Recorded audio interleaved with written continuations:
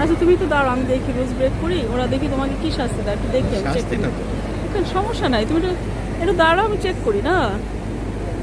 Rules break করলে ওরা কি শাস্তিটা দিচ্ছে আমি একটু চেক করি। এই জায়গাটা ভিউটা এত সুন্দর। এই যে এই টাওয়ারটা হচ্ছে আমার সামনে, একদম লেফটে এটা সাফা টাওয়ার।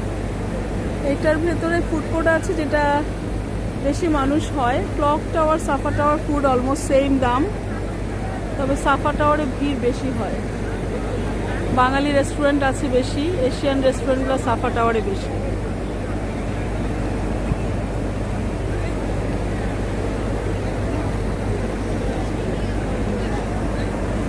কি সুন্দর, এত আরামের মিস্ট, এত আরামের যে মিস্টগুলো ছড়াচ্ছে, যে ওমরা করে করে এই গেটটা দিয়ে বেরোচ্ছে।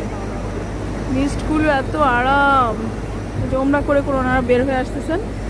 এই যে সামনে রাইট সাইডে যে গেটটা, এখানে শুধু ওমরা হাজিরা ঢুকবে। দেখুন, ওমরা এহরাম ছাড়া ছেলেরা কিন্তু যাচ্ছে না, যেতে অ্যালাউড না। তবে মেয়েরা তো এহরাম মানে কি বোরখা পরে তোয়াফও করতে যেতে পারে, তবে সবই ওমরা গ্রুপ। এই যে আল্লাহর ঘর দেখা যায়, এই গেটটা আগে ওপেন ছিল না, এখন নতুন ওপেন করেছে।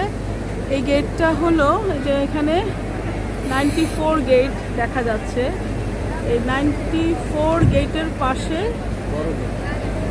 এই যে এই গেটটা, এই যে বড় যে গেটটা, তিনটা ঠিক ক্লক টাওয়ারের উল্টা দিকে এই গেটটা। এটা এখানে সরাসরি ওমরা হাজিরা এসে এই গেট দিয়ে ঢুকে যাবেন। অসংখ্য ওমরার লোক ঢুকতেছে, আলহামদুলিল্লাহ। অসংখ্য ওমরা গ্রুপ ঢুকতেছে, আর উপরে মিস্ট ছড়াচ্ছে। এত সুন্দর, এত আরামের পরিবেশ, কি আরাম, কি আরাম, খুবই সুন্দর আরামের পরিবেশ।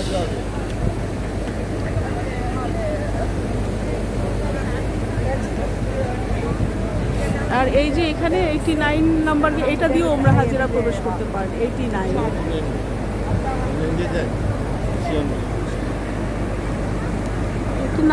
দিয়ে বোধহয় সবাই যায়।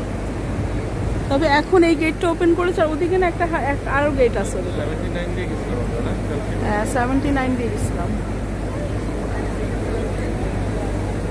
আল্লাহর ঘর দেখা যাচ্ছে মাঝের দরজায়, কিন্তু আল্লাহর ঘর।